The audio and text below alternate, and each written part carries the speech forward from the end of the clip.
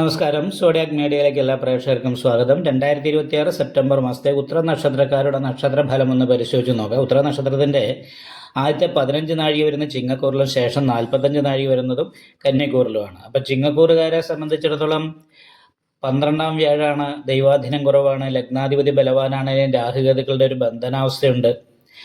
അപ്പോൾ അത് കാരണം കൊണ്ട് തന്നെ എന്ത് കാര്യത്തിനും ആദ്യം ഒരു തടസ്സം വരും, അതിനുശേഷമാണ് അനുകൂലാവസ്ഥ ഉണ്ടാകുക. ദൈവാധീനക്കുറവിൻ്റെതായിരിക്കുന്ന ഒരു പ്രശ്നമുണ്ട്.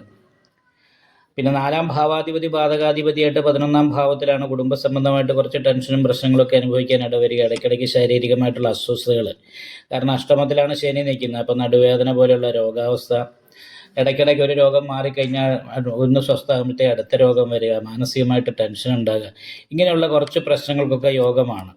എന്നാൽ ഉത്തര നക്ഷത്രത്തിൻ്റെ അവസാനത്തെ 45 നാഴിക കന്യക്കൂറാണ്. കന്യക്കൂറുകാരെ സംബന്ധിച്ചിടത്തോളം ലഗ്നത്തിൽ പഞ്ചമഹാപുരുഷത്തിലെ ഭദ്രായോഗം ചെയ്തിട്ടാണ് ബുധൻ നിൽക്കുന്നത്. അത് കാരണം കൊണ്ട് എവിടെ ചെന്നാലും നേതൃസ്ഥാനാധിപത്യം ഉണ്ടാകും. കർമ്മസ്ഥാനത്ത് നേതൃത്വകാരകത്വം വഹിച്ച് ചൊവ്വ നിൽക്കുന്നത് കാരണം തൊഴിലിൽ സ്ഥാനക്കയറ്റം, അതുപോലെയുള്ള ഗുണങ്ങൾക്ക് യോഗമാണ്. അതുമാത്രമല്ല, രക്ഷാസ്ഥാനത്ത് 2ാം ഭാവാധിപതി ഭാഗ്യാധിപതി രക്ഷാസ്ഥാനത്ത് സ്വക്ഷേത്ര ബലവാനായി നിൽക്കുന്ന കാരണം സാമ്പത്തികമായ നല്ല നേട്ടങ്ങൾ അനുഭവിക്കാനായിട്ട് യോഗമുള്ള സമയമാണ്. സർവാഭിഷ്ട സ്ഥാനത്താണ് വ്യാഴം, നല്ല ദൈവാധീനമുണ്ട്. അപ്പോൾ ഈ മാസം പൊതുവെ ഉത്തര നക്ഷത്രക്കാരെ സംബന്ധിച്ച് അപ്രതീക്ഷിതമായിരിക്കുന്ന ധനലാഭം പോലെയുള്ള കാര്യങ്ങൾ, ചെയ്യുന്ന കാര്യങ്ങളൊക്കെ വിജയം നേടാനായിട്ട് സാധിക്കുന്നൊരവസ്ഥയാണ്.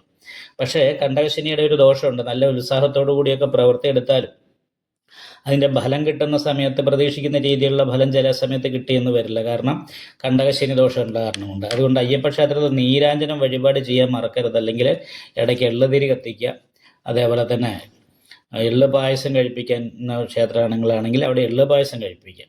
നല്ല പ്രാർത്ഥന ഉണ്ടാകണം.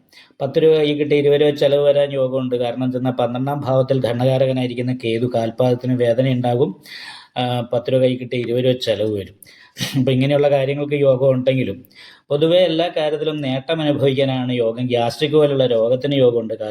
ഉദര സംബന്ധമായിട്ട് ഗ്യാസ്ട്രിക്, അതുപോലെ എന്തെങ്കിലും നിസ്സാരമായിട്ടുള്ള രോഗങ്ങൾക്ക് യോഗമുണ്ട്. എന്തായാലും അത് ശ്രദ്ധിക്കുക.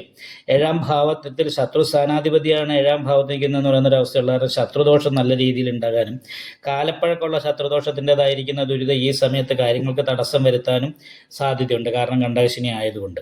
അപ്പം ശനിദോഷ പരിഹാരം എന്തായാലും ചെയ്യണം.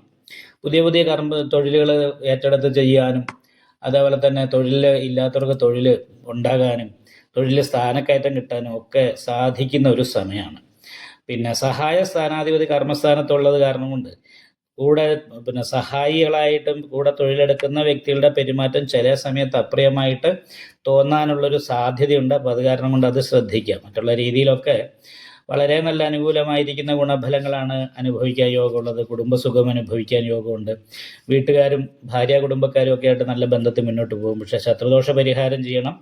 വിഷ്ണു ക്ഷേത്രത്തിൽ സുദർശന പുഷ്പാഞ്ജലി നെയ്വിളക്കം കഴിപ്പിക്കുക. ശനീശ്വര നീരാഞ്ജനം വഴിപാട് ചെയ്യുക. ശത്രുസ്ഥാനത്ത് രാഹു നിൽക്കുന്നത് കാരണം നാഗപൂജ ചെയ്യുക. 12ലെ കേതുവിന് പരിഹാരമായിട്ട് നവഗ്രഹ പൂജ ചെയ്യുന്ന ക്ഷേത്രത്തിൽ കേതുപൂജ ചെയ്യുക. നന്നായിട്ട് പ്രാർത്ഥിക്കുക. നിങ്ങൾക്ക് ഈ വീഡിയോ ഇഷ്ടപ്പെട്ടാൽ ലൈക്ക് ചെയ്യുക. നിങ്ങളുടെ അഭിപ്രായങ്ങൾ കമൻറ്റ് ചെയ്യാം. ജ്യോതിഷവുമായി ബന്ധപ്പെട്ട കൂടുതൽ കാര്യങ്ങൾ അറിയാൻ ഈ ചാനൽ സബ്സ്ക്രൈബ് ചെയ്യുക. ഞങ്ങളുടെ ഓൺലൈൻ കൺസൾട്ടൻസി നമ്പർ താഴെ ഡിസ്ക്രിപ്ഷൻ ബോക്സിൽ കൊടുത്തിട്ടുണ്ട്.